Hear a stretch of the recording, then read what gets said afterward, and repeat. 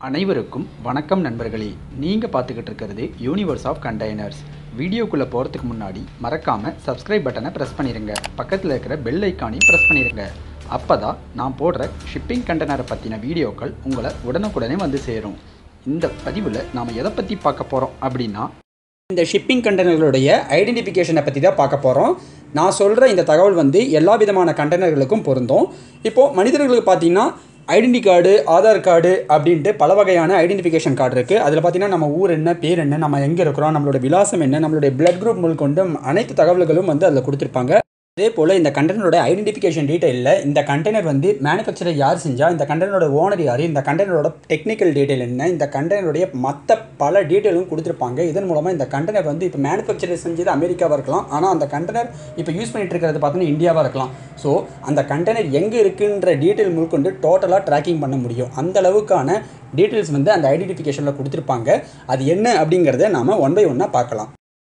Shipping கண்டெய்னரை பொறுத்த வரைக்கும் கண்டெய்னரோட identification detail எல்லாமே இது போல் இருக்கிற எஸ்எஸ்ஆல் செய்யப்பட்ட ஒரு பிளேட்டில் தான் ஃபுல் டீட்டெயிலும் கொடுத்துருப்பாங்க. அது ஏன் எஸ்எஸ்ஆல் கொடுத்துருக்குறாங்க அப்படின்னா, இந்த கண்டெய்னர் சி அட்மாஸ்பியர்லேயே, அதாவது கடல் சூழ்நிலையிலே அதிக காலம் பயன்படுத்துறதுனால அதோட டீட்டெயில் என்றைக்குமே பார்க்கும் பொழுது ஈஸியாக அக்சசபிளாக இருக்கணும், பார்க்க தெளிவாக இருக்கணும். அதுக்காக தான் எஸ்எஸ் பிளேட்டில் கொடுக்குறாங்க.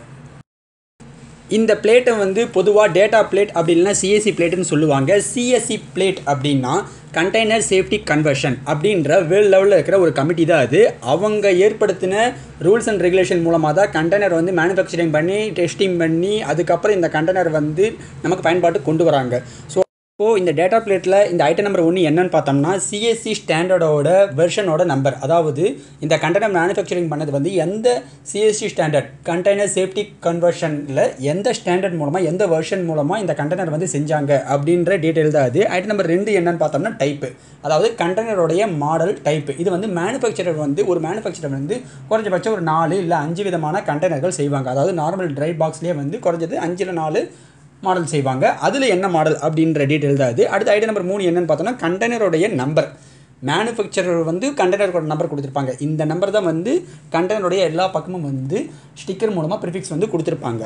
அடுத்தது ஐட்டம் நம்பர் 4 என்னன்னு பார்த்தோம்னா, ஓனருடைய டீட்டெயில். இந்த கண்டெய்னர் யாருக்கு சொந்தமானது, இந்த கண்டெய்னர் யார் ஆர்டர் பண்ணி செஞ்சாங்க, அவங்களோட total address detail plus phone நம்பரோடு இருக்கும். அடுத்தது ஐட்டம் நம்பர் 5 என்னன்னு பார்த்தோம்னா, இந்த கண்டெய்னரில் ஃப்ளோர் போர்டில் யூஸ் பண்ணியிருக்கிற டிம்பரோட டெஸ்ட் சர்டிஃபிகேட், அதுக்கப்புறம் அந்த ஃப்ளோர் போர்டோட ஸ்பெசிஃபிகேஷனுக்கான டீட்டெயிலும் கொடுத்துருப்பாங்க. ஐட்டம் நம்பர் 6 என்னன்னு பார்த்தோம்னா, இந்த சிஎஸ்சி ஸ்டாண்டர்ட் மூலமாக செஞ்ச கண்டெய்னருக்கு அந்த சிஎஸ்சியிலேருந்து ஒரு அப்ரூவல் நம்பர் கொடுத்துருப்பாங்க. இந்த கண்டெய்னர் ஓகே சி லெவலுக்கு நம்ம யூஸ் பண்ணலாம் அப்படின்னு சொல்லிட்டு அவங்க அப்ரூவ் பண்ணி இந்த கண்டெய்னருக்கு சர்டிஃபை பண்ணியிருப்பாங்க. அந்த நம்பர் தான் இந்த சேஃப்டி அப்ரூவல் நம்பர். அடுத்து ஐட்டம் நம்பர் 7 என்னென்னு பார்த்தோம்னா, கண்டெய்னரோட ஐடென்டிஃபிகேஷன் நம்பர். கண்டெய்னரோட ஐடென்டிஃபிகேஷன் நம்பரும் மேனுஃபேக்சரர் கண்டெய்னர் கொடுக்குற நம்பரும் ஒன்று தான். ஸோ இது ரெண்டும் குழம்பிக்க தேவையில்லை. ஐட்டம் நம்பர் 8 என்னன்னு பார்த்தோம்னா, மேக்ஸிமம் ஆப்ரேட்டிங் கிராஸ் மாஸ். அதாவது கண்டெய்னருடைய டேர் வெயிட்டு, அதுக்கப்புறம் கண்டெய்னரில் டோட்டலாக நம்ம எவ்வளோ கெப்பாசிட்டி வெயிட் ஏற்ற போகிறோமோ அது டோட்டலாக ரெண்டும் சேர்ந்தது தான் கிராஸ் மாஸ். அது என்னன்னு கொடுத்துருப்பாங்க. 20 ஃபீட்டாக இருந்தால் 30,480, ஒரு 40 ஃபீட்டாக இருந்தால் 32,500, அவ்வளோதான் வரும். அடுத்தது ஐட்டம் நம்பர் 8 என்னென்னு பார்த்தோம்னா, அளவபிள் stacking load for 1.8G. 1.8G அப்படின்னா கடலில் போகும்பொழுது ஒரு மேலே கீழே கண்டெய்னர் மேலே கீழே வரும் பொழுது அதோட கிராவிட்டி ஃபோர்ஸ் 1.8 அளவுக்கு அதோட கிராவிடேஷனல் ஃபோர்ஸ் இருக்கும். ஸோ அதுக்காக கண்டெய்னர் டெஸ்ட் பண்ணுவாங்க. இப்போது அந்த மாதிரி டெஸ்ட் பண்ணும் பொழுது டோட்டலாக 7 ஸ்டாக் வைக்கும் பொழுது எவ்வளோ வெயிட் வைக்கலாம் அப்படின்ற டீட்டெயில் செக் பண்ணி இவ்வளோ வைக்கலாம் அப்படின்னு ஸ்டாக்கிங்கோட 1.8G வேல்யூ கொடுத்துருப்பாங்க. அதுதான் அந்த டீட்டெயிலு. இந்த பக்கம் ஐட்டம் நம்பர் 9 சொல்ல மறந்துட்டேன். ஐட்டம் நம்பர் 9 பார்த்தீங்கன்னா, ஃபர்ஸ்ட் மெயின்டெனன்ஸ் எக்ஸாமினேஷன் டேட். அதாவது கண்டெய்னர் மேனுஃபேக்சரிங் பண்ணதுக்கப்புறம் அடுத்த எக்ஸாமினேஷன், அடுத்த இன்ஸ்பெக்ஷன் எப்போ பண்ணலாம் அப்படின்ற டேட் கொடுத்துருப்பாங்க. அது ஏன் கொடுத்துருக்காங்க அப்படின்னா, அந்த கண்டெய்னர் அடுத்தடுத்து சி டிரான்ஸ்போர்ட்டுக்கு ஏற்றதாக இருக்குதா, அதோட தரம் எப்படி இருக்குது, அதோட எல்லா பாகங்களும் சரியாக இருக்குதா, அப்படி இல்லை அப்படின்னா அதை ரிப்பேர் பண்ணுவாங்க. ரிப்பேர் பண்ணி திரும்ப மெயின்டெனன்ஸ் பண்ணி திரும்ப பெயிண்ட் அடித்து திரும்ப அதை யூஸ் பண்ணுவாங்க. அதுக்காக தான் கொடுத்துருக்காங்க. இப்படி ஒவ்வொரு டைமும் எக்ஸாமினேஷன் பண்ணி அதோட ரிப்போர்ட் கொடுக்கும் பொழுது அடுத்த எக்ஸாமினேஷன் எப்போ அப்படின்னு சொல்லி அந்த டேட்டும் அதில் கொடுத்துருவாங்க. அடுத்தது ஐட்டம் நம்பர் 11 என்னன்னு பார்த்தோன்னா, ட்ரான்வர்ஸ் ரேக்கிங் டெஸ்ட் ஃபோர்ஸ். அப்படின்னா இப்போ நம்ம பஸ்ஸில் போகும்பொழுது ஸ்டார்ட் பண்ணும்பொழுது ஒரு ஃபோர்ஸ் வரும், உடனே எல்லாம் சடார்னு பின்னாடி போவோம். பிரேக் போடும்பொழுது ஒரு ஃபோர்ஸ் வரும், உடனே எல்லோரும் சடார் முன்னாடி வருவோம். அதே ஃபோர்ஸ் தாங்க கண்டெய்னரெல்லாம் கப்பலில் வச்சு எல்லாம் ஸ்டாக் பண்ணதுக்கப்புறம் ஒன்று பக்கத்தில் ஒன்று வச்சு டோட்டலாக 23,000க்கு அதிகமான கண்டெய்னர்லாம் ஒரு கப்பலில் வைக்கிறாங்க இல்லைங்களா. ஸோ அந்த மாதிரி கப்பல் எல்லாம் ஸ்டாக் பண்ணி கப்பல் கடலில் போகும்பொழுது முன்னாடி பின்னாடி இந்த மாதிரி ஃபோர்ஸ் ஏற்படும் பொழுது சடனாக ஒரு பிரிட்டில் ஃபோர்ஸ் ஏற்பட்டுச்சு அப்படின்னா எங்கேயாச்சும் கிராக் ஆகும். ஈவன் ஒரு கண்டெய்னர் டேமேஜ் ஆனாவே அந்த ரோவில் இருக்கிற எல்லா கண்டெய்னரும் டேமேஜ் ஆக வாய்ப்பு இருக்குது. அதனால் அந்த கண்டெய்னர் வந்து இவ்வளவு நியூட்டன் வரைக்கும் ட்ரான்வர்ஸ் ஃபோர்ஸை தாங்கும் அப்படின்ற டெஸ்ட் பண்ணி அந்த டீட்டெயில் வந்து இதில் மென்ஷன் பண்ணியிருப்பாங்க.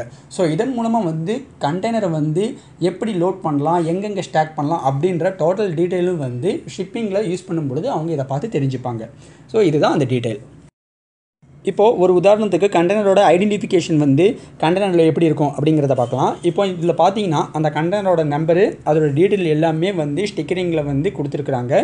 அதோட கிராஸ் வெயிட் என்ன, டேர் வெயிட் என்ன, அதோட கியூபிக் கெப்பாசிட்டி என்ன அப்படிங்கிற டீட்டெயில் எல்லாமே 1 by 1 கொடுத்துருக்காங்க. கேஜிஸ்லையும் எல்பிஸ்லையும் கொடுத்துருக்காங்க. அடுத்தது இந்த எஸ்எஸ் பிளேட் பார்த்தீங்கன்னா நான் சொன்னபடியே நான் என்ன டீட்டெயில் சொன்னோம் எல்லா டீட்டெயிலுமே இதில் அப்டேட் ஆகிருக்கும்.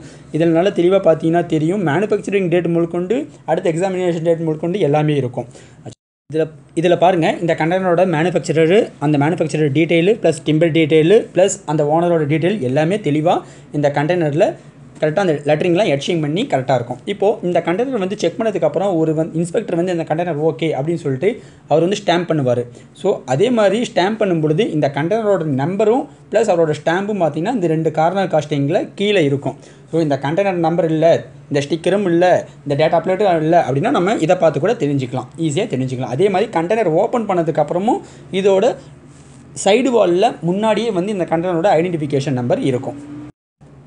ஒரு சில கண்டெய்னர்களில் வந்து இன்சைடில் வந்து 2 இடத்துலையும் வந்து ஐடென்டிஃபிகேஷன் கொடுத்துருப்பாங்க. அதே மாதிரி அவுட் சைட்லேயும் பார்த்தீங்கன்னா ரைட் சைடு வால்லையும் கொடுத்துருப்பாங்க, லெஃப்ட் சைடு வால்லையும் கொடுத்துருப்பாங்க, எண்டு வால்லையும் இதோட ஐடென்டிஃபிகேஷன் கொடுத்துருப்பாங்க. அடுத்ததாக இந்த கண்டெய்னர் வந்து எந்த இன்ஸ்பெக்ஷன் ஏஜென்சி செக் பண்ணாங்க அப்படிங்கிற டீட்டெயிலும் கொடுத்துருப்பாங்க.